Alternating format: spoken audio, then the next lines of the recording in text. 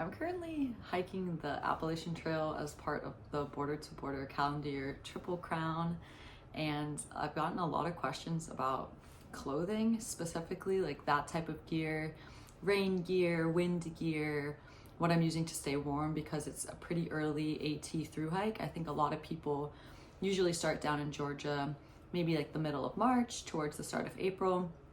I started the end of February 18th, and moving a lot faster than I think is like regular pace. So like today I'm in Pawling, New York. So like 700 or so miles left to go of the AT. So definitely had like some cold weather. It just snowed the other day. And I don't have changes of clothes. Like I don't rotate clothing out or anything, but I have a lot of different layers and things and outfits. So this is just the outfits of the Appalachian Trail. I'm just gonna show you what I wear if weather is good and all of the layers and everything in between. So if the weather is ideal, this is my day-to-day hiking outfit. Nike 3-inch spandex shorts, Montbell sun hoodie, has little thumb holes, hood in case it's super sunny so you don't get burned. Wear a hat, and I use a claw clip for my hair just to keep my hair up and not tangled and everything like that. And then let me show you my shoes and my socks. On my feet, I'm using the Topo terraventures shoes. I'm actually pretty dirty, just got to town. These shoes are great, awesome tread. They usually hold out for about 800 miles or so. And then I'm wearing darn tough socks, super cute. Anytime you get a hole in them or anything, they'll exchange the socks for free, which is perfect when you're through hiking. This is my day-to-day outfit. Sun hoodie is super comfortable, breathable. It's actually held out pretty well. I put about 2,800 miles on it. Got like one little place it got snagged on something, but it's dirty. I haven't done laundry yet in town and it still looks pretty good. And then the Nike shorts, this is my second pair of the year. They usually last maybe 2,000 or so miles. And then the waistband just starts to kind of like tear apart and things like that. But that's not so bad. You can usually get them on sale, so that's good. And then, so if it was any colder than this and it wasn't raining, the next thing I would add to get comfortable would be my wind gear. One of my favorite pieces of gear this year that I'm carrying or clothing is this wind set by Montbell. It is incredibly lightweight, like 2 ounces or less per piece. It honestly feels like a trash bag. And I'd never had wind gear before, but it's really breathable. Normally, if I have any layer on, I don't really feel comfortable climbing. I just get so sweaty. But lately it's been kind of cold, not really cold enough to wear like alpha or any kind of mid layer like that, but just cold enough that you just want to keep the wind off your skin. So I've been wearing the wind pants all the time, and this jacket is absolutely perfect. So lightweight, packs away really easily.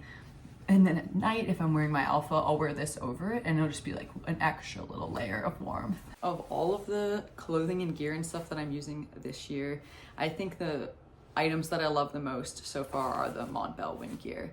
It's incredibly versatile. If it's a little bit chilly and not even necessarily that windy, this is something I'm always gonna put on. I feel comfortable climbing in it.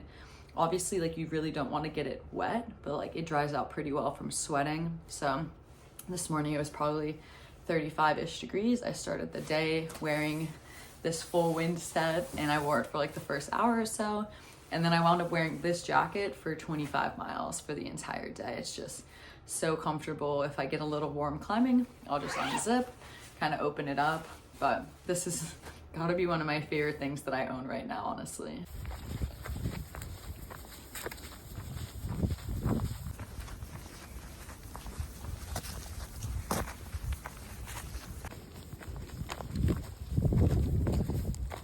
Up next, Montbell Versalite rain gear.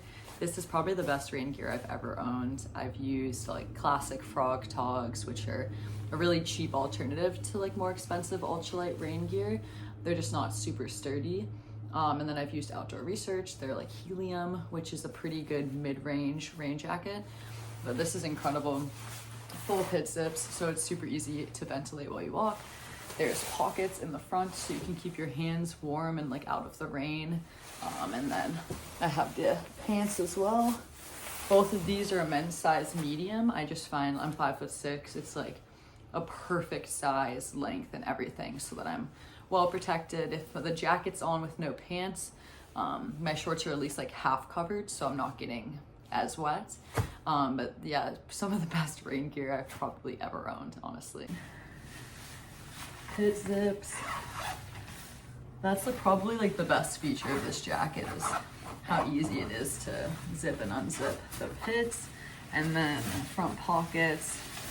Just pretty classic rain pants. They tie in the front.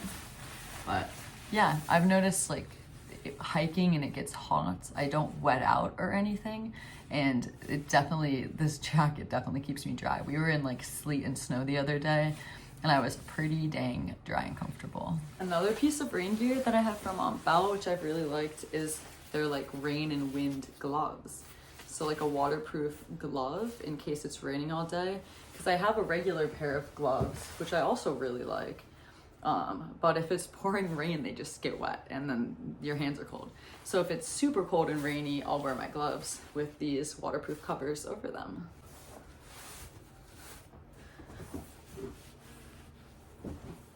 All right, one of the last layers that I have, this is by Sambob. It's an Alpha 120. When I first got on the Border to Border Calendar Triple Crown down in Key West, I had an Alpha 90, which is a little bit thinner. I didn't need anything like nearly as thick and comfortable as this. But when I got up closer to the Appalachian Trail, like when I was in Alabama, I switched over to the 120, and it's been so warm and comfortable. Definitely like the perfect layer. I don't really hike in it a lot unless it's late in the evening, it's really cold, and there's not a lot of elevation gain to do. But every night, the first thing I do at camp is put this on, then usually put my wind gear over it just to keep like nice and insulated. And that's pretty much all I ever am using. I also have a puffy, but I've only used it once or twice the whole trip. I found that this layer definitely makes it so that you could probably get away without having a puffy, but I like to have one just in case of emergencies and bad weather and stuff like that. All right, Sambob, Alpha 120. It's so, listen to this rain. It's rain going by. It's so comfortable. It's like matching pants and yeah, little jacket. Honestly, it's just like one of the most cozy, comfortable things I've ever owned. And when I get back on for the PCT, I'll probably switch back to the Alpha 90. It's just gonna be overkill to have something this warm on the PCT in like the desert. But for now, it is cold, and this is amazing. If I'm extra cold at night, I'll put my wind gear over this, and then I could put my rain gear over it too if it's dry, or this with my puffy over it. But it really hasn't been that cold, thankfully. All right, one of the last layers that I own, Montbell Plasma 1000 puffy. I don't really wear it a ton. It's kind of just like my emergency layer in case maybe things get wet, but super nice puffy. No hood, but it does have little tiny pockets. It weighs like 4.5 ounces. So it's a puffy that I carry all the time, even if I don't use it a lot, because it makes me feel kind of safe and comfortable. Even if I was wearing a lot of layers and got soaked, I would always have this emergency layer packed away, which is a good thing. All right, Montbell Plasma. This is the women's in size, I wanna say medium. It could be size large because I know it's a Japanese company, so usually I size up just to be more comfortable. It's definitely a women's size medium. One of my favorite parts about this one of my favorite parts about this puffy is that it comes with a little stuff sack, and it fits to be so tiny.